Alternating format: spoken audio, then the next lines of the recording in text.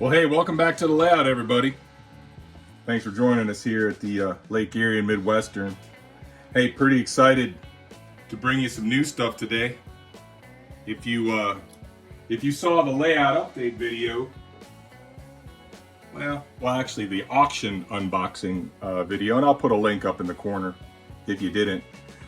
Got the Southern GP35 high hood on the layout for the first time, and well, I tell you, this thing runs as good as it looks. Decided to go a little bit different route this week. I'm up here at the layout at my brother's working on the layout.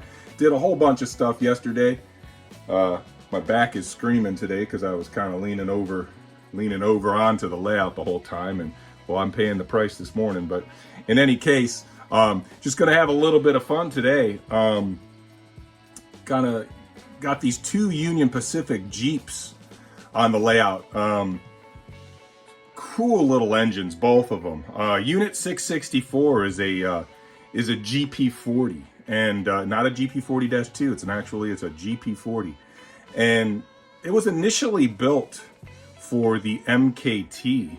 I believe in the mid 80s, Union Pacific acquired, I think, 15 GP40s from what was the MKT, and renumbered them, painted them, renumbered them, and leased them, I think, for either 8 or 9 years.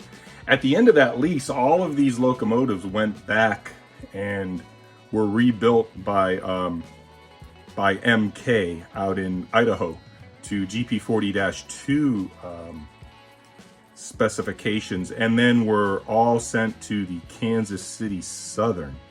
So pretty cool locomotive. So the paint scheme that you see would be representative of what this locomotive looked like, you know, in the mid to late 80s and entering into the early 90s. Trailing it today is GP38-2 2040. That locomotive was built brand new for the Union Pacific. And interestingly enough, I think it was delivered in like 1975. Brand new to Union Pacific, and it was immediately put into storage because they had more motive power than they needed.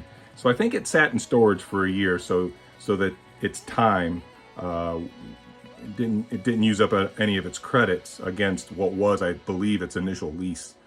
So that locomotive is actually showing the paint scheme that would have been commensurate with when it hit the railroad back in the 70s. Interestingly enough, that particular locomotive has been renumbered. You know, the railroads are always changing. You know, as locos come in and out, and batches of locomotives come in and out of their roster, they usually have them numbered in such a way that a series or block of numbers denotes a specific kind or type of locomotive. So this one's been renumbered. Interestingly enough, it still serves on the Union Pacific to this day. So, built in 1975, it's actually approaching 50 years of service on the Union Pacific. Pretty cool. As a side note, and just a little fun fact, this is also the loco on the layout that's got the most mileage on it. When I leave here today, or well, actually, I'll leave tomorrow, but after I get done running this thing today, it'll cross over 1,700 miles on the odometer. So I've got that one weathered a little bit, and the GP40 sitting in front of it, I've looked up many photos, and well, I've tried to search photos and archives. There's not a ton of photos on Unit 664, but what I have found is, it's probably because it was never on the Union Pacific long enough. There's not too many photos where it looks very crusty or old or nasty. So I do intend to weather 664. That one will probably be close to 700 miles on the odometer when I leave, when I head back down to my house. So that one's going to get weathered up just a little bit eventually. It'll just probably get some dull coat, a little bit of dust on the trucks, dust and dirt, but nothing heavy. But I thought I'd have a little bit of fun today. Let's just pretend that we're kind of in the 80s. Southern still exists, and maybe some way, somehow, the Union Pacific has made its way substantially east of the Chicago area, and we've got a train that's maybe it's rolling through Tennessee or something, and we have these gondolas that my brother and I have been working on, and we're maybe the southern unit has a local to run, and after it's done, it hooks up with a through freight that is just being led by these Union Pacific Jeeps on some type of kilowatt hour lend-lease. The railroads typically, when you see foreign power passing through on your whatever your local primary class 1 carrier is, when you see foreign power rolling through, the kilowatt hours that are being produced by those locomotives are kind of on almost like a lend-lease type deal.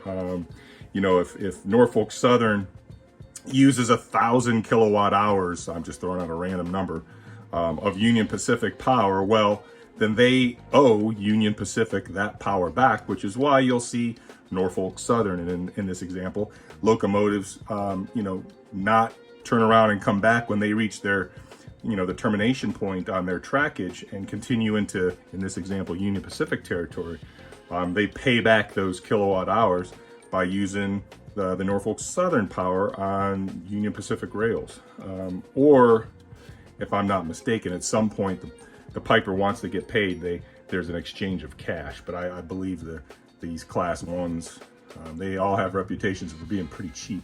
So I'm guessing that they'd rather have their motive power get used rather than part ways with cash. So in any case, why don't we get these things started up and have a little fun on the layout, and have a little operating session here before we get back to work. Have a little bit of fun, right? You always have to reward yourself with a little bit of fun when you've been working so hard on the layout itself.